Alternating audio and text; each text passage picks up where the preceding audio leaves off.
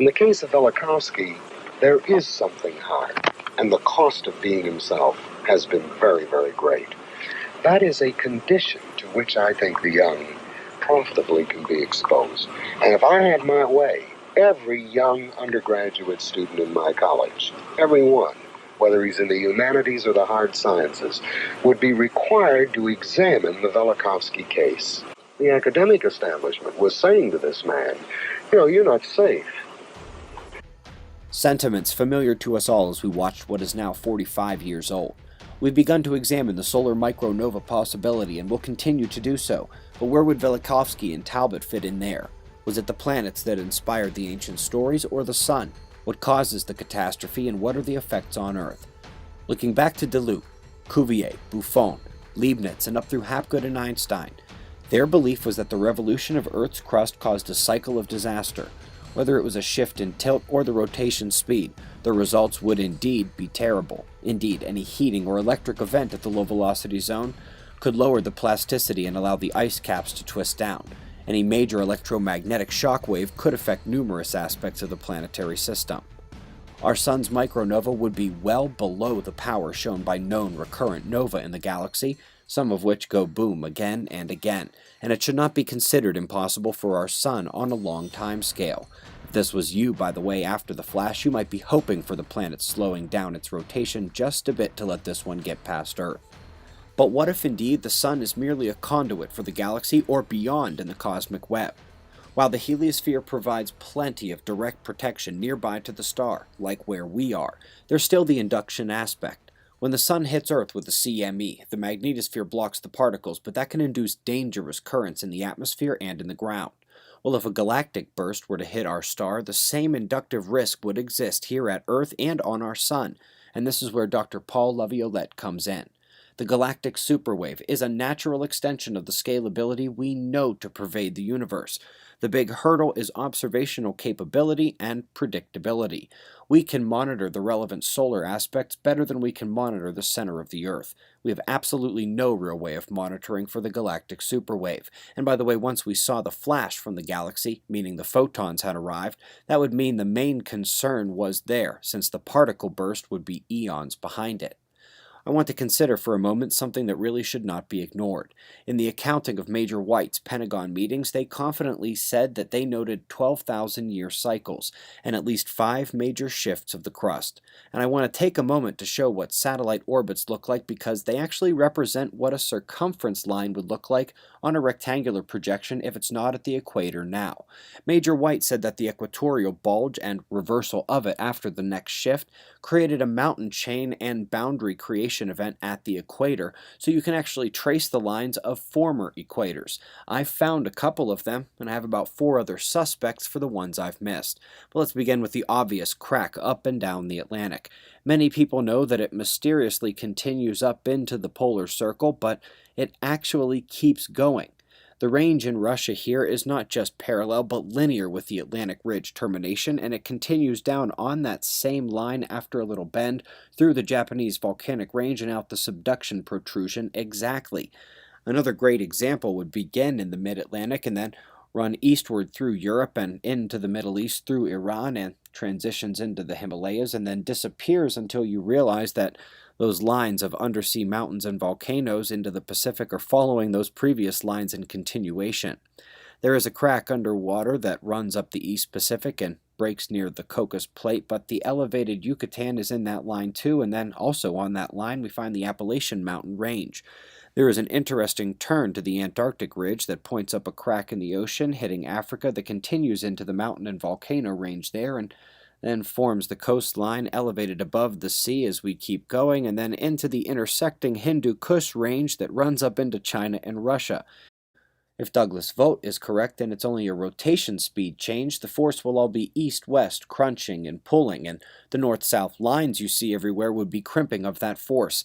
It is indeed strange that so many under the ocean run north to south, and a drained ocean map is a good way to start looking. Now, one could easily make the argument that between internal processes of Earth, solar events, and impactors, and especially if you add in a galactic superwave, maybe you don't need planets in chaos, and this might be true, but then again, maybe they're also part of the process. And then, of course, you have to accept Cuvier's charge from 1813 to explain all the evidence. And in fact, the coherence of ancient stories represents evidence. Whether there is enough evidence of the planet's involvement is ultimately a subjective question. A consistency of reports from around the world of catastrophes that are amazingly similar. But a lot of people thought it's just what people dream up when they have a lot of time or they're dreaming or whatever. It's just stuff that people naturally come up with. Velikovsky thought it was catastrophes that people witnessed and remembered as very different. The story of the sun and moon disturbed in their daily motion. The ancients would not know that it was the earth that was disturbed in rotation. They thought the moon and the sun.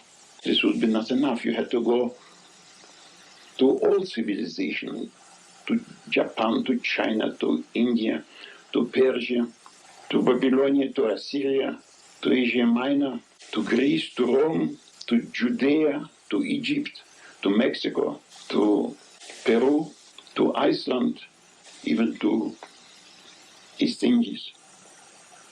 And the same story could have been found in all places, but differently told, so that it was no question of just borrowing from one nation by another.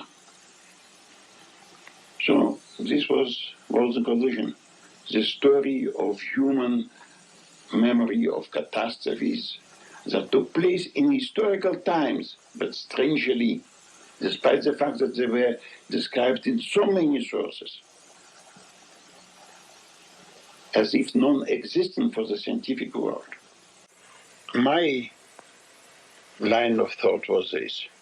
Venus erupted from Jupiter only several thousand years ago, twice meeting the Earth. And electrical discharges also took place between Venus and other celestial bodies, even its parental body, Jupiter. And Venus was observed by the ancient as a very brilliant, incandescent body, rivaling the sun in its brightness. So it is also described by the Chinese, by the Babylonians, by the Mexicans.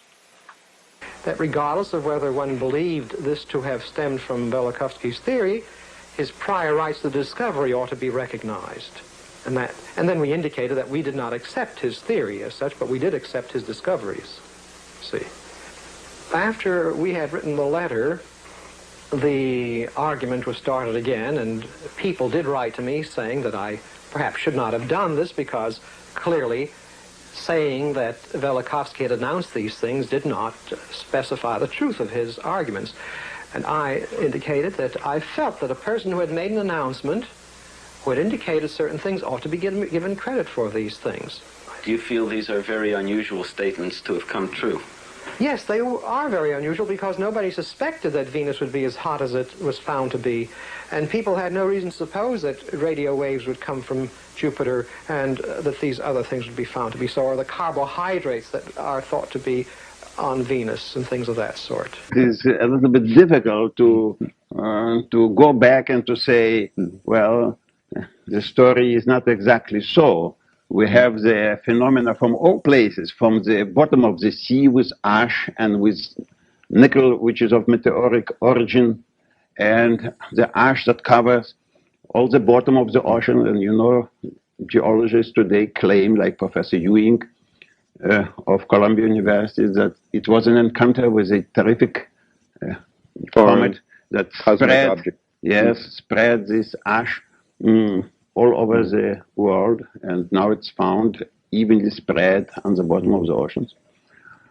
And you have now the accepted view, which was not accepted only 10 or 5 years ago, that the terrestrial axis moved, and that paleomagnetism proves us that terrestrial axis, that magnetic axis, and possibly like Runcan and other of Manchester, claim that the Earth turned over, We know now from observation of Professor Danjon, director of Paris Observatory, that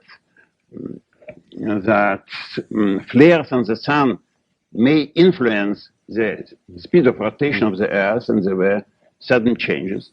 Only very recently we read even that Jupiter was subjected to strong changes, and this also confirmed one of the latest of my point you had made. Yeah. We generally don't like to know that we are traveling on a accident-prone planet. The condition is the extreme professionalization and rigidification of institutions through which thought is supposed to occur. Extreme to the point where it begins to contaminate the fluidity and looseness, the freedom to think. Fluidity and looseness of ideas, of having ideas, and the freedom to think. I knew also that my work will find quite an opposition, but I did not know the extent of this opposition and the violence. But time has creative power. The very fact that we came today to take those pictures, and the mail of today and of yesterday, proves that even in science, falsehood cannot live for too long.